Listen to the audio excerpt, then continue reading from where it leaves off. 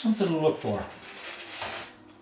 Remember where your hero sides are. That's all the sides that are going to be finished in the end and exposed to other people to see. So you want to get a good alignment on your hero sides.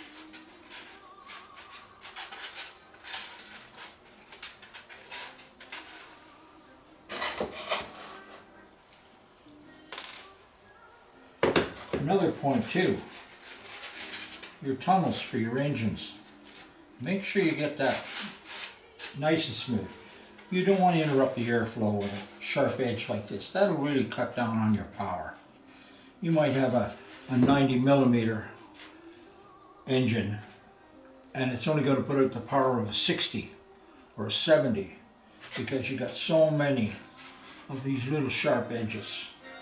So make sure that that tunnel is perfectly aligned.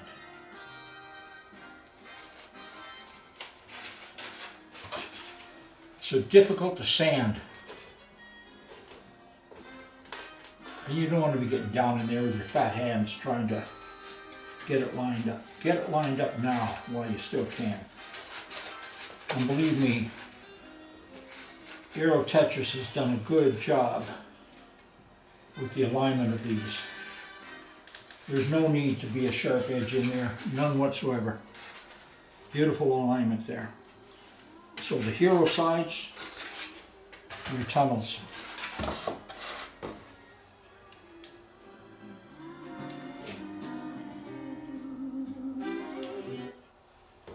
I like this song, Blue Skies. I liked it when Louis Armstrong did it.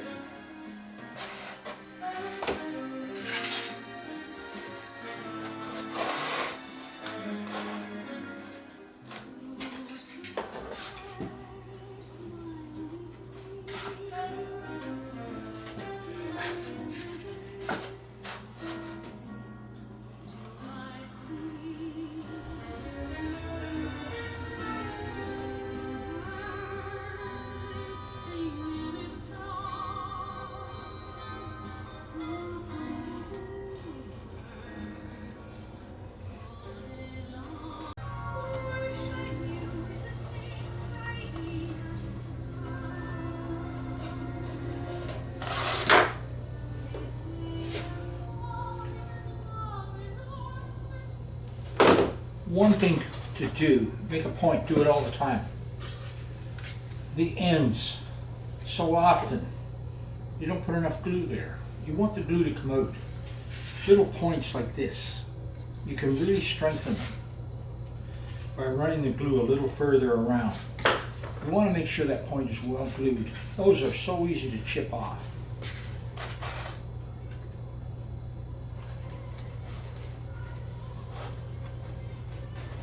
Glue is cheap. Pick the right one, it's easy to clean up. And when you check, you'll see. You'll see where the glue is and where the glue isn't. In my case,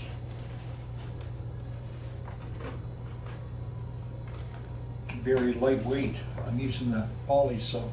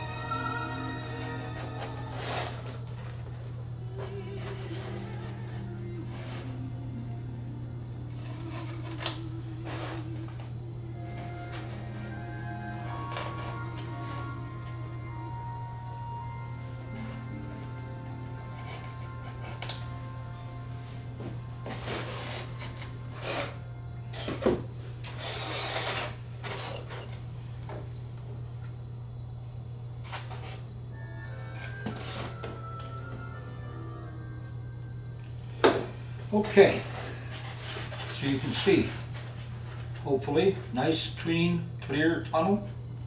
No sharp edges. All the hero sides are smooth and fitted. They'll be even more smoothed out with a light sanding. By the way, these webs are handy. And these webs here, they give you good alignment. They get you a good start. You know that it's not in this way, it's not out that way. Well thought out, gotta say. As an engineer, believe me, I appreciate the work of other engineers.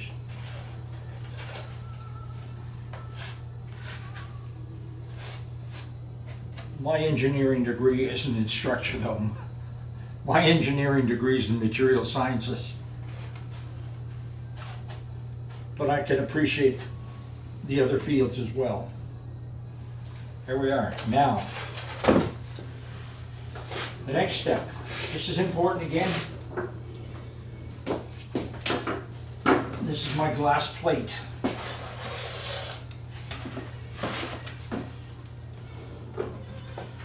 All right. Nice and hot.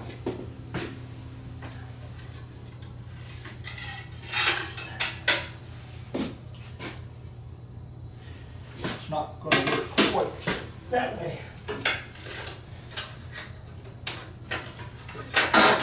Here we are. So I'm going to put this on top of there. I'm going to put this one on top of there. Perfect. And let's see what else I got. I cut these random sizes before I started the job. And this one on top of here. Now, I'm applying a little more weight on this because I noticed there was a few gaps. The gaps were because one piece of foam was a fraction of an inch thinner than the other, but this will balance it all out. It's not critical except for making sure you get not too much weight, just enough. You don't want to be squashing things, you don't want to have dry joints, you don't want all the glue coming out, you want it left on the product. So there we are. Okay, sometimes you'll find little discrepancies. They don't add up to anything. You can put it together, you don't have to add any extra weight for squashing it. But sometimes you get a discrepancy that might cause something like this. This is rocking back and forth. Now, I don't want to put so much pressure on this that it doesn't rock. I'd sooner trim it because you're going to warp something. And it's so easy just to simply trim it off. Even if you over trim it, it doesn't matter. I just happen to, it's a machine shop. I have a tool that can do what I want it to do. It's going to scribe a little line along here. We're only talking about 2.5 millimeter. I suppose one sheet, maybe on one side, it was a little thicker than the other. And it left me with this little hump right here. Simply by trimming it out, I don't have to add extra weight, and it'll keep me vertical as I put the unit together. So that's what I'm going to do. I'm going to trim this out. It's really simple. It's foam, and if I can find my knife, I'll trim it. What do you know? It wasn't that far away.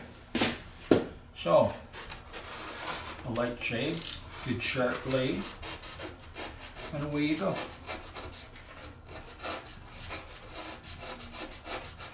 And go a little heavy if you want. That can be filled later. It's not a large area. Yeah. Actually, I'm going to take a little more yet. And I'm going to take some off the inside too.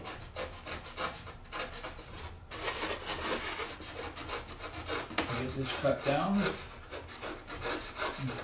Feather it in. Here we are. A little more right here. You can actually see it. I scribe the line a little lower. That way I get to keep my line and cut to it.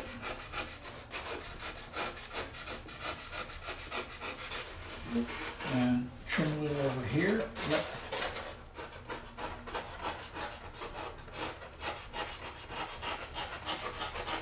Never cut towards you, always away from you. Isn't that what you're told?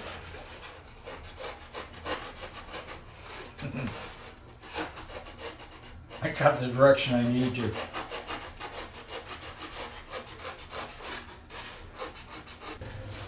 And by the way, this little bit of trimming I've done, and alignment I've done, glass plate, everything on a glass plate, so flat. This is just an old plate out of a refrigerator, a scrap refrigerator. It's tempered glass, but it can be any piece of glass. Just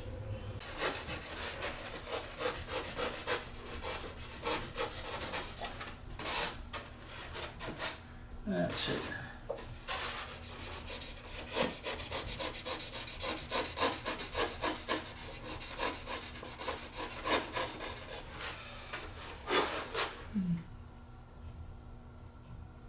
Yes, looks very good, very good. Even better now. Oh yes, that's beautiful. That's it. Very little attention now. Trim it, don't force it. And it'll save you a lot of finishing later on. A lot of filling. You don't want to do any filling if you can help it. Keep your glue joints reasonably tight. That's it.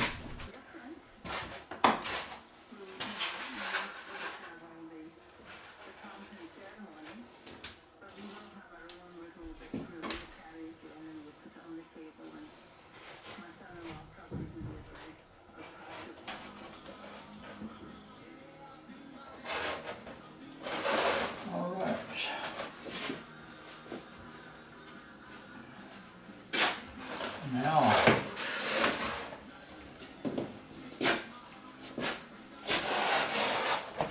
that off. On that side. There we are. That's that piece.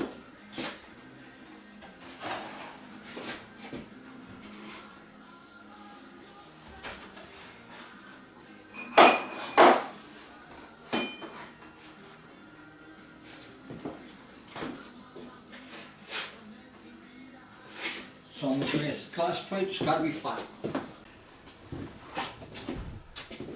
Okay, I have half of the body finished and fully assembled. Right there.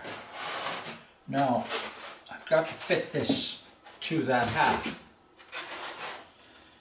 These are the last three pieces. Again, I'll be assembling them. Hopefully in the right order.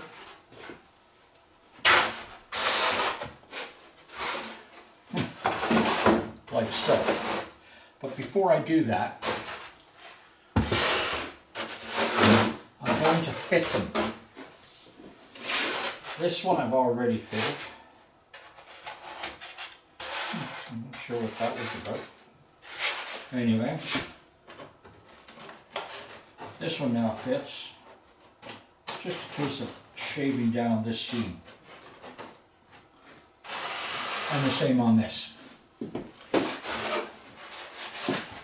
Before I assemble these three together as one unit, I want to make sure